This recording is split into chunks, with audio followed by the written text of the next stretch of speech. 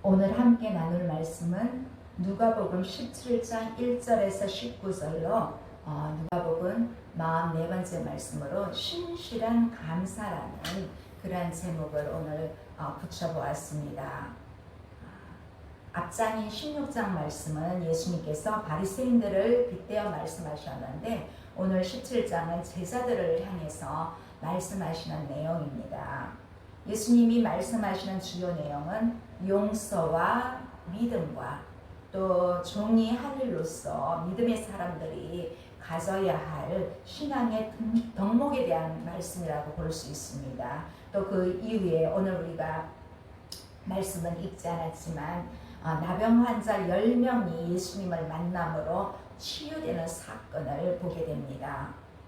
우리가 살아가는 인생의 여정에서 나는 한 번도 실수를 하지 않고 남에게 피해 쓴 적이라고 단 한 번도 없다고 자신 있게 말할 수 있는 사람은 아마 거의 없을 것이라고 봅니다.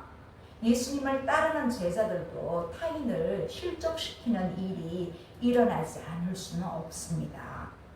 예수님의 제자로 부름을 받았다고 해서 윤리적으로 다 완전한 경지에 이른 것은 아니기 때문입니다. 우리 역시 세상을 살아가면서 불가피하게 다른 사람에게 피해를 줄 수도 있습니다. 그런 경우가 또 많이 있습니다. 예수님의 제자들 역시 처음부터 예수님을 통하여 섬기는 삶으로 부름을 받았습니다. 그렇기 때문에 예수님은 그런 기준에 맞지 않게 사는 것은 결코 정당화할 수 없다고 오늘 말씀하십니다. 예수님은 제자들에게 실족하는 상황에서 하나님이 개입하시기 때문에 실족시키는 사람에게는 화가 있다고 그렇게 말씀하십니다. 자, 1절 2절 다시 한번 보겠습니다. 1절 2절 예수께서 제자들에게 이르시되 실족하게 하는 것이 없을 수는 없으나 그렇게 하는 자에게는 화로다. 그가 이 작은 자 중에 하나를 실족하게 할진대 차라리 연자 맷돌이 그 목에 매여 바다에 던져지는 것이 나으리라. 자, 사람을 실족하게 되면 불가피하게 된 것은 인정하지만 그렇다고 해서 책임이 면제되는 것은 아닙니다. 모든 행위에는 책임이 따른다는 논리가 제자들에게도 적용되는 것입니다. 어쩌면 예수님은 제자들이 앞으로 예수님이 떠나신 이후에 예수님께서 하신 일을 행하여야 하기 때문에 어쩌면 더 엄격하게 적용하시게 됩니다. 특히 작은 자 한 명을 실족시키면 연자 맷돌에 목이 매에 달린 채 바다에 던져지는 것이 낫다고 합니다.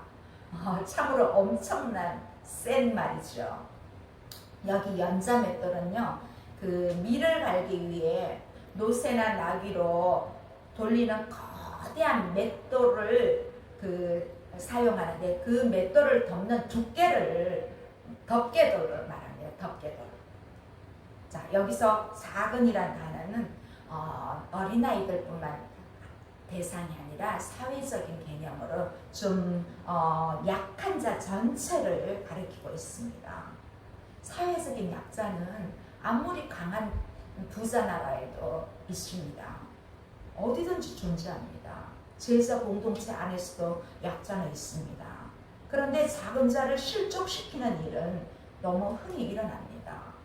또 이 문제는 이런 일이 일어나도 강한 자들은 별로 대수롭게 여기지 않습니다. 특히 제자들은 선과 악에 대해 관심을 두다 보니까 악의 목록에 들어가지 않는 행위일 경우는 자신의 행동을 정당화하기 쉽습니다. 목회자들도 그렇고 성도들도 그러기 쉽습니다. 그러나 실종은 선한 일을 한다고 확신한 사람들에 의해 더욱더 빈번히 일어나는 것을 우리가 볼 수 있습니다. 예수님은 큰 자와 작은 자의 갈등이나 관계에서 생기는 실족의 문제를 오늘 다루고 있습니다. 아무리 선한 목적을 위해 헌신한다고 해도 강한 위치에 서게 되면 실족시키는 일에 대해 민감성이 떨어지게 됩니다. 작고 약한 자들의 편에 계시는 예수님은 이들을 실족시키는 자를 주목하십니다. 특히 작은 자를 실족시킨 행위는 엄청나게 큰 죄로 오늘 예수님은 제자들에게 말하고 있습니다. 피해자가 작은 자이기 때문에 가해자가 받는 벌은 오히려 더 크게 됩니다. 말이나 나귀의 힘으로 곡식을 으깨고 빻을 때 사용되는 연자 맷돌을 목에 매단 채 바다에 던져져야 하는 그 정도의 벌을 받기 때문에 엄청나거든요. 유대인들은 바다 밑에 무적임이 있다고 생각했기 때문에 목에 걸린 연자 맷돌이 엄청 무거운데 그 맷돌이 바다에 빠졌다 생각하는 것은 그들에게는 정말 끔찍한 장면이거든요. 여기서 또 제자들은 직접 가해를 입힌 경우 외에도 무관심이나 무정함 때문에 작은 자가 실족하는 그러한 예까지 생각해야 된다고 오늘 주님은 또 가르치고 있습니다. 이 누가복음에 묘사된 여러 비유와 사건에서 보면 예수님은 무관심도 큰 죄로 여겼습니다. 사실 무관심한 것만큼 사람들이 살아가면서 외로운 것도 없거든요. 그래서 특히 오늘 이 약자들의, 사회적인 약자들의 무관심한 것도 예수님은 아주 큰 죄로 우리에게 말씀하고 있습니다. 그런데 이 강자들은 이 무관심과 어떤 그 무정함에 대해서 잘 못 느껴요. 내가 잘 되는데 약한 자의 관심 돌릴 그게 없거든요. 우리가 앞에서 본 누가복음 16장에도 보았잖아요. 그 부자는 집 앞에 개들이 먹는 것을, 떨어져 있는 것을 먹고 있는 나사로를 제대로 보지 못했거든요. 무관심했거든요. 무정했거든요. 자, 그래서 오늘 1, 2절이 작은 자를 실족시킬 위험성을 경고했다면 이제 3, 4절은 반대로 타인에 의해 피해를 입게 되는 상황을 다루고 있습니다. 3절, 4절입니다. 오늘 본문 말씀은 누가복음 17장입니다. 3절, 4절. 너희는 스스로 조심하라. 만일 내 형제가 죄를 범하거든 경고하고 회개하거든 용서하라. 만일 하루에 7번이라도 내게 죄를 짓고 7번 내게 돌아와 내가 회개하노라 하거든 너는 용서하라 하시더라. 자, 가해자가 될 수 있는 입장에서 피해자가 될 수 있는 처지로 바뀝니다. 여기서 내 형제는 우리 공동체에 속한 사람입니다. 공동체의 결속력을 무너뜨리는 행위를 하는 경우가 있습니다. 그런데 가해자가 피해자를 끼친 대상이 본문에는 나타나지 않지만 이 사람은 공동체 누군가에게 또는 공동체 전체에 해가 되는 그러한 행동을 했을 때 제자는 두 가지 반응으로 나타내야 합니다. 첫 번째는 경고해야 합니다. 사실 경고하는 거 별로 안 좋아하잖아요. 이 경고는 행동을 바로잡고 돌이키도록 책망하고 꾸짖는 것입니다. 그런데 우리 공동체 안에 이런 일이 있을 경우는 반드시 경고하라고 예수님은 말씀하십니다. 두 번째는 책망을 듣고 회개하면 용서해야 됩니다. 심각한 문제는 오늘 동일한 가해자가 하루에 7번 잘못했는데 세상에 예수님 7번 잘못하고 7번 용서해라. 뒤돌아서면 잘못하고 뒤돌아서면 용서해달라 해도 주님은 용서해 주라는 것입니다. 사실 어렵습니다. 직접 피해를 입은 경우에도 용서를 하라는 것입니다. 자, 우리 앞에서 말한 1절에서 4절 가르침을 우리 믿는 성도들도 실천한다는 것이 너무 어려워요. 아니, 사람을 실족시키지 않은 경우가 일생에 단 한 번이라도 있을까요? 나 때문에, 내 말 때문에 상처받고 내 행동 때문에 상처를 주는 일이 있거든요. 또 죄를 꾸짖는 것이나 회개한 사람을 여러 번 무한대로 용서해 주라는 것이 여기는 7번이나 나오지만 사실 이 7번은 무한대거든요. 어떻게 매번 나한테 잘못하는데 매번 용서해 줄 수가 있어요? 우리가 살아가는 이 사회 속에서도 무지 많거든요. 그런데 사도들은 현재 자신의 믿음으로는 도저히 이런 가르침을 실행할 수 없기 때문에 예수님께 묻습니다. 자, 5절, 6절 사도들이 주께 여짜오되 우리에게 믿음을 더하소서 하니 주께서 이르시되 너희에게 겨자씨 하나일 만한 믿음이 있었더라면 이 뽕나무들어 뿌리가 뽑혀 바다에 심겨하였을 것이요 그것이 너에게 순종하였으리라. 네, 여기서 사도들이란 말이 나와요. 자, 이 사도들이 나온 말도 의미가 있습니다.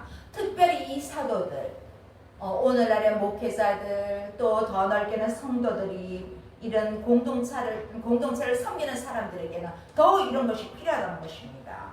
예수님은 지도자들에게 겨자씨 하나일 만한 믿음이 있어도 뽕나무를 명령해서 바다에 던질 수 있다고 말합니다.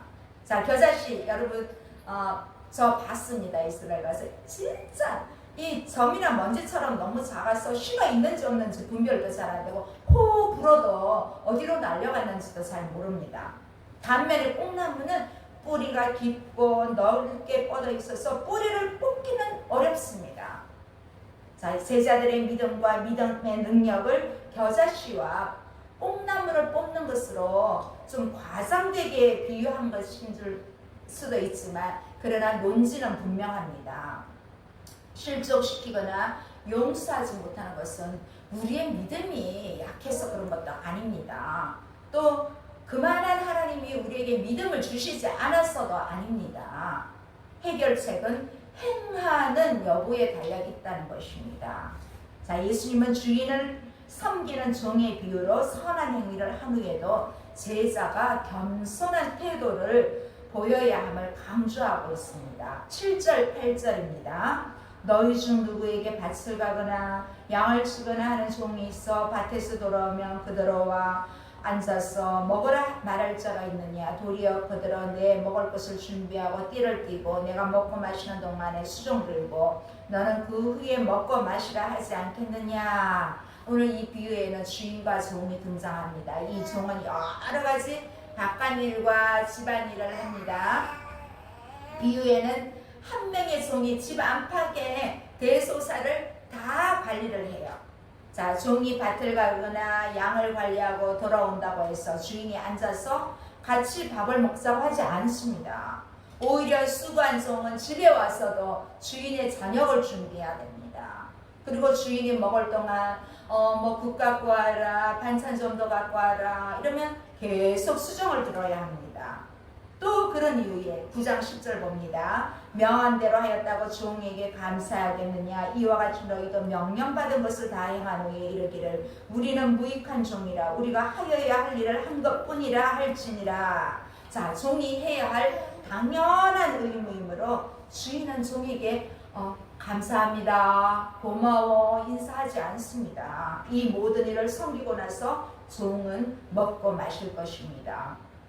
그런데 바깥에서 진짜 뼈빠지게 일하고 돌아와도 종은 주인에게 당연히 해야 할 걸로 생각을 하고 있습니다. 자, 그래서 주인이 칭찬해 줄 걸 기대하지 않아요. 자, 주인을 섬기는 것을 당연한 의무로 여깁니다.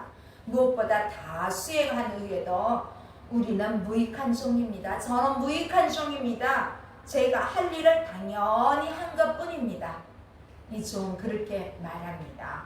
종은 주인에게 없어서는 안 된 존재이고 모든 일들을 처리해주는 정말 성실한 없어서는 안 될 그러한 종인데도 당연히 할 일을 한 것뿐이라고 그렇게 말합니다. 사실 이 고대 사회에서는 이 종들은 모든 종들은 그렇게 당연히 생각했습니다. 왜냐하면 선한 일을 하고도 이 종들은 보상받을 생각을 안 해요. 왜냐하면 신분이 종이잖아요. 우리 조선시대까지만 해도 노비제도가 있었잖아요. 이 노비는 주인이 하라면 하고 또 노비는 팔 수 있잖아요. 이 유대도 마찬가지예요. 이 팔레스타인 이쪽도 종들은 팔 수도 있어요. 요셉이 팔렸잖아요. 그 종의 값으로 똑같은 거예요. 자, 주인인 제자인 우리도 종의 자세로 주님 당연히 해야 할 일을 했을 뿐입니다 고백하는 저와 여러분이 되시기를 바랍니다. 이제 다음 단락에는 예수님께서 사마리아와 갈릴리 사이의 경계를 통과하고 계실 때 사건을 묘사하고 있습니다. 우리가 성경에 보면, 특히 구약에 보면 여러 병들이 있어요. 병의 종류들이 진짜 많거든요. 요즘 현대의학도 보면 뭐 다 어려운 말로 하니까 우리가 잘 알아듣지는 못하지만 참 병의 종들이 많은 것 같습니다. 특히 오늘 그 중에서 나병이라는 병이 있어요. 이 나병은 요즘은 이제 저희가 한센병이라고 해서, 근데 옛날 성경에는 문둥병이라고 했어요. 그러니까 한센병, 좀 이쁜 것 같아요. 요즘은 한센병. 근데 문둥병 그럼 왠지, 그래도 개역 개정 성경에는 나병이라고 이렇게 번역이 되었습니다. 이 나병은 아주 심각한 병입니다. 왜냐하면 사회로부터 격리되기 때문에 가족과도 함께 살 수가 없어요.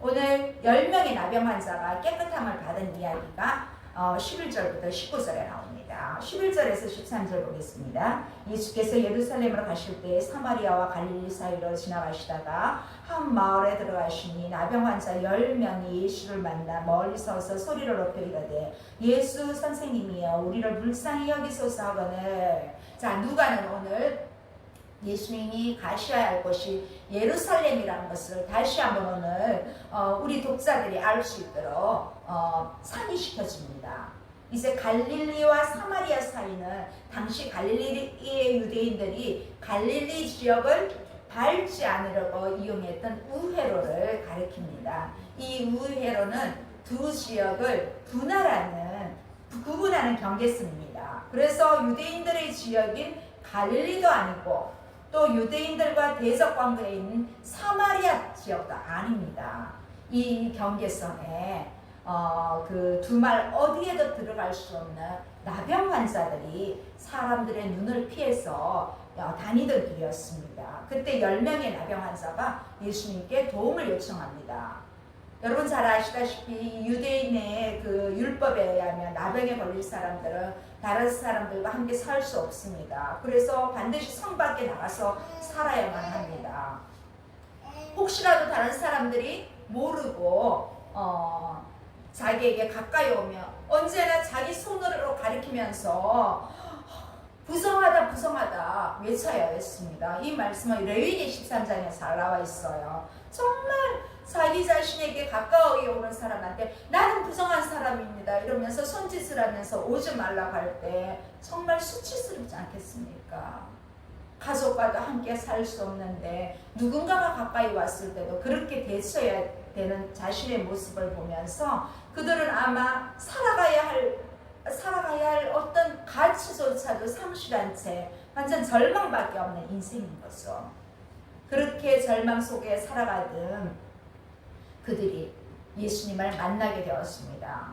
이 나병 환자들을 예수님이 보고 멀리 서서 소리를 줍니다. 예수 선생이여 우리를 불쌍히 여겨주십시오. 그 당시 나병 환자들은 보통 한 50야드면 거의 한 45m거든요. 그 45m 이상을 떨어져 있기 때문에 사실은 너무 멀기 때문에 그냥 예수님을 불러서는 잘 들리지도 않을 거예요. 그런데 이 사람들은 멀기 때문에 크게 외친 거예요.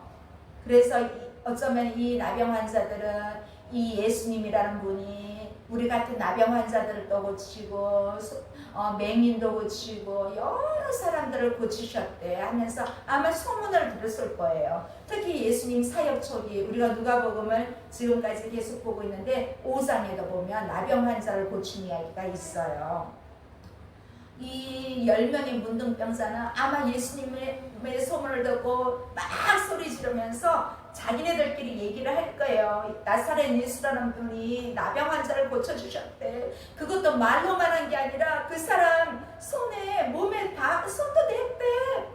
아마 우리도 고쳐주실 거야 하면서 정말 예수님을 아주 놀라운 분으로 생각하면서 기대와 희망을 품게 되었습니다. 그러나 가운데 예수님을 만났습니다. 자, 이들이 예수님을 막 찾다가 만난 것인지 아니면 우연찮게 만난 것인지 누가복음에 나와 있지는 않습니다. 그런데 중요한 것은 이 나병 환자들이 예수님을 뭐라고 불렀습니까? 선생님이라고 불렀습니다. 이 선생님은 영어의 티처가 아닙니다. 이 단어는 그 나병 환자들이 예수님을 부른 것은 메스트.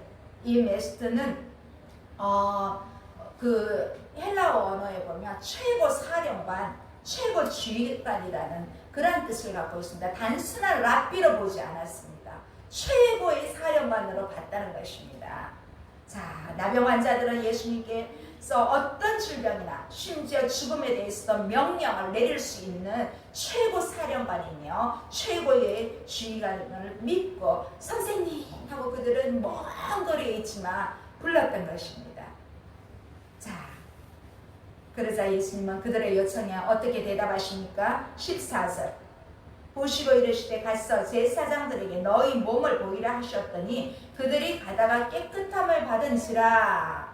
자, 14절의 첫 번째가 뭡니까? 보시고. 자, 가만히 있다가 저쪽에서 소리를 지르니까 뭔가 함께 우연찮게 본 것이 아니라 일부러 주목해서 예수님은 그들을 보셨습니다. 예수님은 10명의 나병 환자들이 불쌍히 여겨달라고 요청하사 먼저 그들을 주목해서 보셨습니다. 예수님은 그들을 보셨을 때 어떤 마음이셨겠어요? 정말 그들을 사회적으로부터 경된 그들을 매우 안타깝게 긍휼히 보셨을 것입니다. 그리고 그들에게 은혜를 베푸셔서 그들의 나병을 고쳐주시고 문제를 해결해 주셨습니다. 자, 10명의 나병 환자들은 가서 제사장들에게 몸을 보이라는 예수님의 말씀에 순종해서 가다가 놀랍게도 가는 도중에 깨끗함을 받게 되었습니다. 자, 이 10사람이 예수님 말씀에 순종해서 제사장에게로 갔다는 것은 사실 쉬운 것이 아닙니다.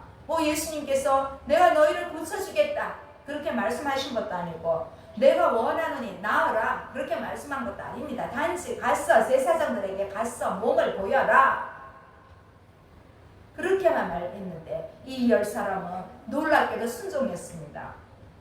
그 순종한 결과 가다가 도중에 나왔습니다. 자, 이건 정말 놀라운 이야기고 굉장한 믿음입니다. 순종함으로 치유의 기적이 일어났습니다.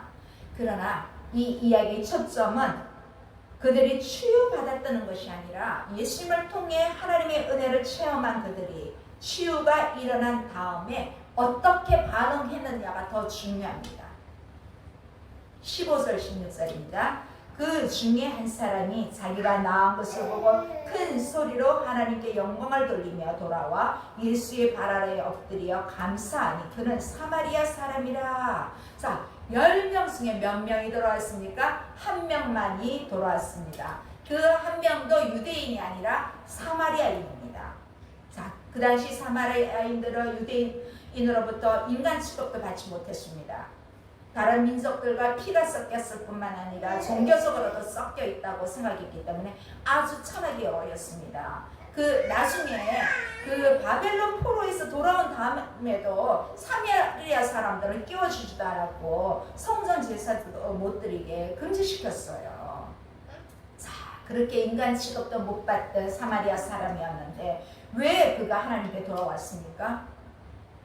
이 한 사람은 자기가 낳은 것이 예수님을 통한 하나님의 은혜의 역사라는 것을 알았습니다. 예수님이 그들의 필요를 보신 것처럼 이 한 사람도 하나님의 역사를 이 사건을 통해서 보는 눈이 열리게 된 것입니다. 그리고 본 것에서 그치지 않고 그는 큰 소리로 하나님께 영광을 돌렸습니다. 그렇게 감사하다고 외치면서 예수님께 와서 예수님의 발 아래 엎드려서 감사했습니다. 자, 이 표현은 엄청 급하게 뛰어와서 자기 몸을 내던지듯이 그대로 꿇어 엎드린 것을 말합니다. 자, 그만큼 치유에 받은 것에 대해서 감사가 큰 것입니다. 그리고 본 것에 그치지 않고 이 사람은 마음껏 감사했습니다. 자, 사마리아 사람 한 명과 나머지 9명의 차이가 무엇입니까? 9명 중에 사실은 몇 명이 유대인이고 몇 명이 사마리아인인지 구체적으로 나와 있지는 않습니다.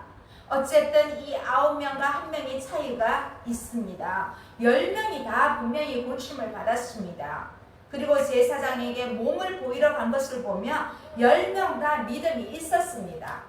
그런데 그 차이가 무엇입니까? 이 9명은 기적을 보고 감격했습니다. 그런데 이 한 사람은 이 기적을 나타내신 예수님께 감격했습니다. 바로 그것의 차이입니다. 자, 9명은 기적 자체에 놀랐는데 1명은 기적을 일으킨 우리 주님께 깜짝 놀라고 감격하고 감사하고 흥분했습니다. 이것이 진짜 감사입니다. 우리도 마찬가지예요. 우리가 신앙생활을 하면서 하나님이 우리에게 응답으로 주신 것이 감사합니까? 아니면 하나님이 아버지가 좋은 것입니까? 자, 그것을 오늘 예수님은 우리에게도 묻습니다. 하나님이 응답해 주신 것을 따라다니다 보면 나머지 9사람처럼 될 수 있습니다. 감사하지 않는다는 것이 아닙니다. 감사합니다. 그러나 하나님과의 관계 없이 그냥 그것을 누리며 살아가는 것이에요. 축복이나 기적을 좋아할 것이 아니라 기적을 베풀어 주신 예수님께 집중해야 된다는 것입니다. 자, 놀랍게도 좋은 일이 일어날 때는 감사할 확률이 10분의 9입니다. 그런데 그 좋은 일을 해주신 분께 감사하며 나아갈 확률은 10분의 1입니다. 여러분은 10분의 9입니까? 10분의 1에 속한 자입니까? 자, 우리는 지금 무엇을 보고 있나요? 주님의 말씀을, 이 말씀을 보면서 여러분은 무엇을 내 감사할 것이 무엇이지? 한번 잠깐 생각해 보십시오. 자, 별로 없는 것 같아도 너무 감사합니다. 저는 저의 삶 자체가 감사입니다. 저의 삶 자체가 감사입니다. 지금 내가 사는 것 자체가 축복입니다. 여러분, 지금 우리가 지금 코로나 속에 있지만 코로나가 아닐 때도 마찬가지고 건강한 모습으로 하나님의 교회에 와서 예배 드릴 수 있다는 것이 축복입니다. 그런데 아무리 예배를 드리고 싶어도 교회에 와서 예배 드리고 싶어도 몸이 따르지 않아서 못하는 분도 있습니다. 어저께 조영기 목사님께서 이제 모든 이 세상의 것을 끝내시고 하나님 품으로 가셨는데 좀 유튜브를 통해서 봤습니다. 진짜 그렇게 원하셨지만 몸이 아프시고 병상에 계실 때는 그 큰 여의도 순복음교회 나가지를 못하셨거든요. 거의 오랫동안. 우리가 이렇게 하나님의 교회에 와서 예배 드릴 수 있다는 것이 축복인 것입니다. 예배는 교인이니까 의무적으로 하는 것이야. 그렇게 생각하면 안 됩니다. 하나님께서 나를 구원해 주셔서 그 은혜가 너무 감사해서 그 감사를 표현하기 위해서 힘들지만 우리가 하나님의 교회에 와서 예배를 드리는 것입니다. 왜 우리가 집에서 성경을 보고 왜 기도를 해야 됩니까? 이건 기독교인이니까 당연히 해야 하는 거니까 하는 것이 아니라 정말 예수님 은혜가 너무 고마워서 내가 주님 뜻대로 살고 싶은데 그렇다면 주님의 뜻이 뭔지 알고자 성경을 읽고 묵상하는 것입니다. 그리고 기도하면서 주님의 뜻을 구하는 것입니다. 이렇게 또 안 믿는 분들은 말하지요. 왜 시간과 돈까지 바쳐가며 그렇게 나가냐? 왜 생명 같은 돈을 내면서 헌금하냐? 그것도 마찬가지입니다. 해야 하니까 하는 것이 아니라 하나님의 사랑에 너무 감사하고 감격해서 하는 것입니다. 물론 하나님은 우리의 시간이 필요하신 분이 아닙니다. 우리의 돈이 필요하신 분이 아닙니다. 우리의 재능이 필요하신 분이 아닙니다. 왜냐하면 하나님은 전지전능하시는 분이기 때문에 이 모든 것이 필요 없습니다. 단지 우리에게 기회를 주시는 것입니다. 하나님의 일을 감당할 수 있도록 기회를 주셔서 그것이 너무 감사해서 내 시간을 드리고 내 재능을 드리고 물질을 드리는 것입니다.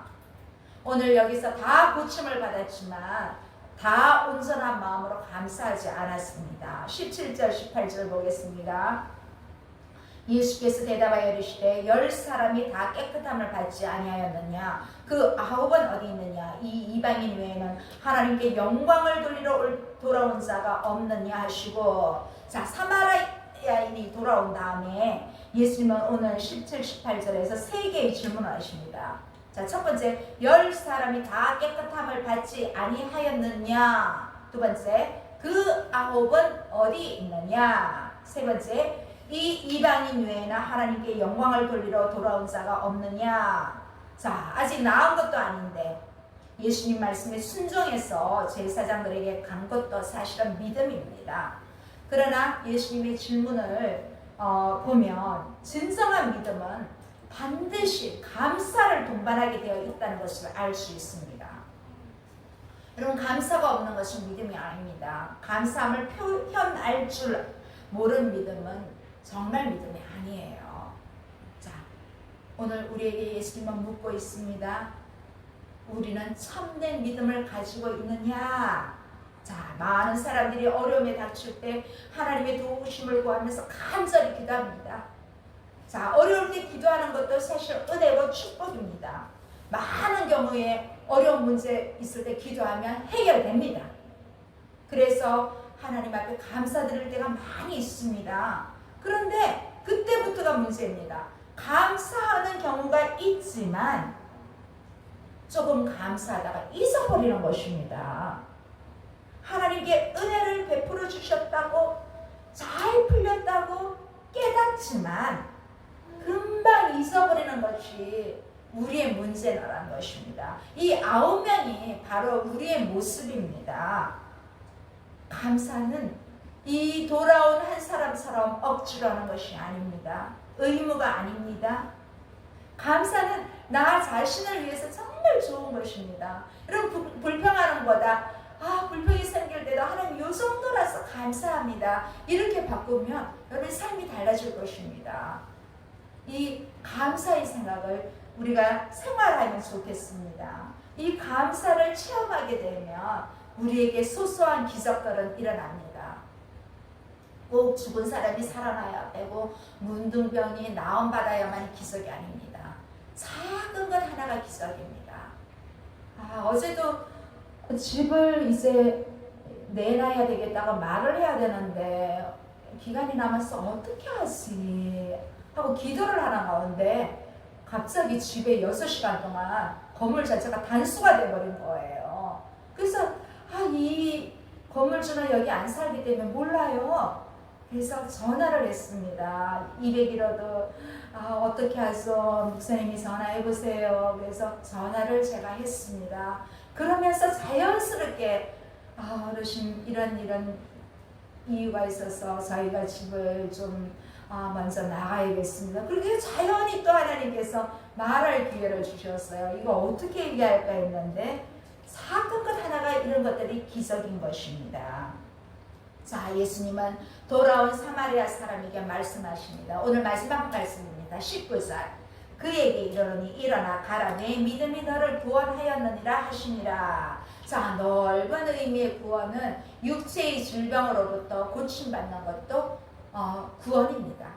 자, 그러나 예수님은 육신의 치유 이상의 의미로 오늘 구원을 언급하십니다. 이 한 사람은 자신의 믿음으로 병이 나은 것이 아니라 예수님의 능력으로 나병에서 나음 받았기 때문에 그에게 있는 믿음은 영혼의 구원을 위함입니다. 이 믿음은 전인격적인 믿음에서 구원받은 것입니다. 우리는 인생의 시급한 문제가 해결받는 것에 머무르는 신앙에서 잊지 말고 예수님께 돌아와 감사하는 단계로 넘어가야 합니다. 자, 그 자체도 감사해요. 그러나 조금 더 업그레이드 10분의 1의 믿음이 나의 믿음이 되기를 바랍니다. 예수님이 주시는 선물보다 더 중요한 것은 예수님을 나의 구원자로 감사하고 주님을 찬양하는 것입니다. 한가위 추석을 맞이했습니다.